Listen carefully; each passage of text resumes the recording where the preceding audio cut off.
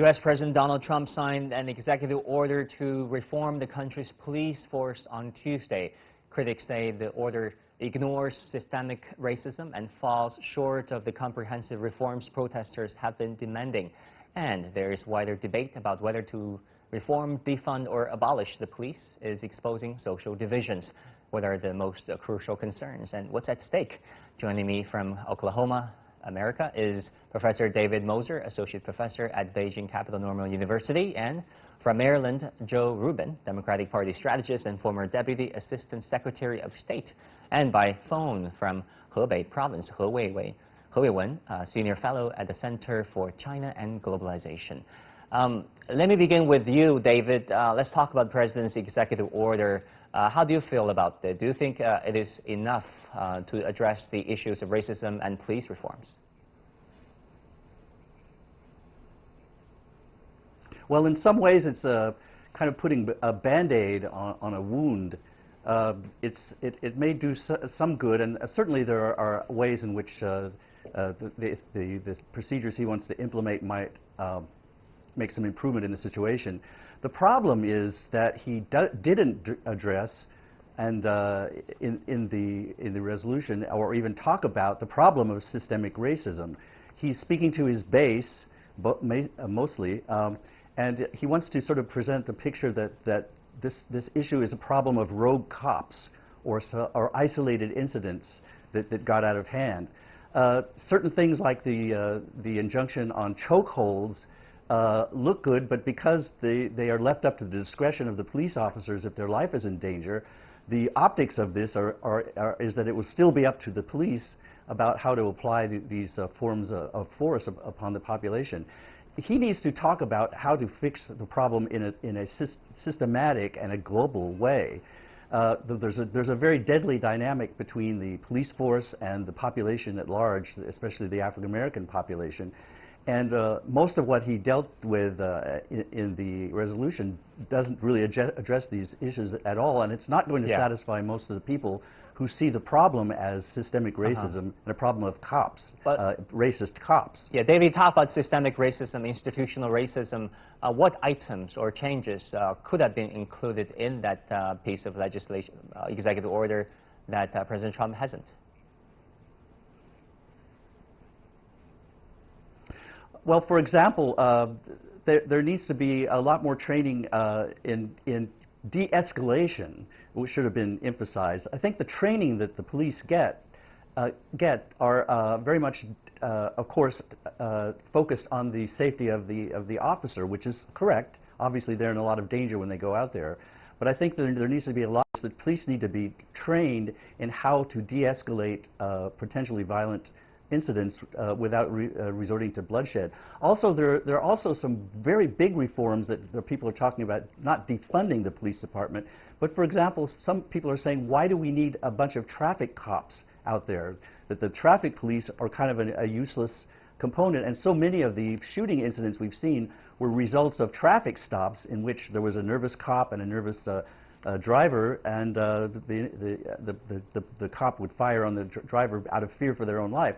So, I mean, there are large, kind of more global, some sort of systematic changes that could be made that would address these, the very situations that lead to the violence. Well, Mr. He in Hebei, supporters say President Trump's executive order is a big step, but critics call it breadcrumbs. What's your view? I think this executive order is by far very technical regarding the code of conduct for some specific police actions, rather than a systemic reform of the police system, because it failed to address the fundamental issues of this problem, which includes the racial discrimination and the human rights of the victims. These are the core issues, but the order just evades all of them.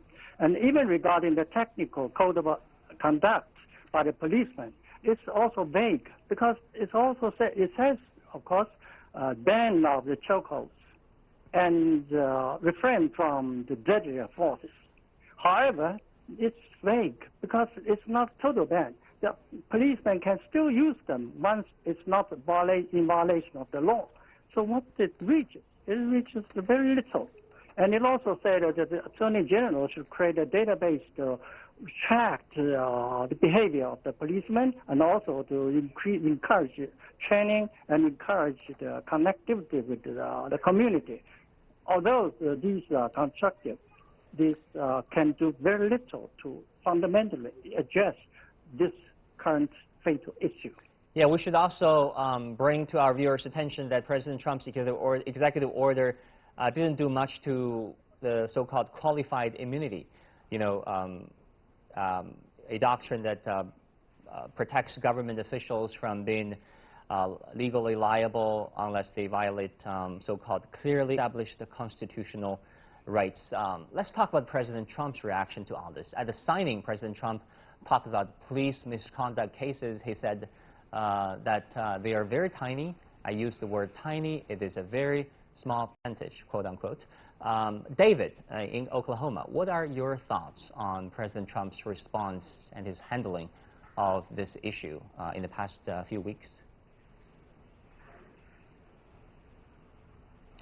Yes, well, there is the issue of qualified immunity. Trump obviously is in a hard position here because he well knows that the nation is very polarized in this issue, and that his Republican base are very often on the side of the police in this matter. It is true that the actual number of shootings, well, there are a lot of shootings, police shootings every year, over 1,000 every year, and very often they involve people of all races, including white people. But the black shootings that have been caught on camera have caused great outrage, and the people who are in those communities realize that this is a very serious situation that they face every day.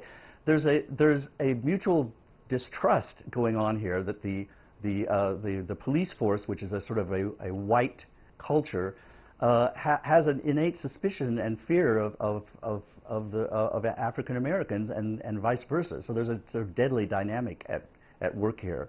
So yes, he's trying to downplay it because his base wants to hear the message that it's not a systemic racism problem. Trump doesn't want to admit that it's a problem of racism and human rights. Well, Joe, I want to ask you this question. How do you feel about this executive order? Do you think it has done enough to address the issue of systemic racism and police brutality? Thank you for having me. No, it has not. It's barely a beginning, and the president always seems to be the last person to show up when we have a crisis. And this happened with the coronavirus here in the United States, where it took months for the president to acknowledge that it was even worth taking active measures to prevent this spread. The same here now with systemic racism and police brutality. We've had multiple examples of this throughout the country during President Trump's 3+ years in office, and only now he issues a weak executive order, and it's just opening up a conversation for him, whereas the country is ready for action. So I think the Congress is going to push this much further, and the president's going to have to accept that the Congress is in a very different place, as are the American people, from him and his administration. How do you think, well, Joe, how do you think President Trump's executive order will be received by his base? The likely reception will be one of happiness and acceptance, and it's time to move on will be much of the attitude, because it's not as if this is the base that has been demanding police reform. This is the base that voted for law and order as defined by the president in his bellicose rhetoric towards peaceful protesters recently, in his approach to seeing no systemic problems towards African Americans in policing in this country. So his base of voters won't be upset, but one has to remember that his base of voters is not immune to pressure from different parts of society, and we're already seeing suburban voters being very concerned about the racism that is showing up on their TV screens, and the suburban voters, mothers and female voters in particular, are trending towards Joe Biden because of this, because they believe that the president is mishandling the moment and is not actually protecting our communities. And they have deep concerns about the kinds of violence that they have seen the police conduct with very little retribution as a result. So it's not a cut and dry win for the president, even if he thinks his base is with him all the way. Mr. He in Hebei, we have about 30 seconds left. What do you think are the major challenges when it comes to institutional racism in America? I think this is a fundamental issue of the American society, because there are social problems lasting for centuries at the very start of the black slaves in America. And although in past generations that American administrations tried to change under the pressure of the strong opposition by the black people and also by the race minorities. Still, there's a long way to go. I'm not optimistic on the solutions for this time. Well, we'll see how things evolve from here. Many thanks to my guests, David Moser, Joe Rubin, Weiwen. That is this edition of The Point.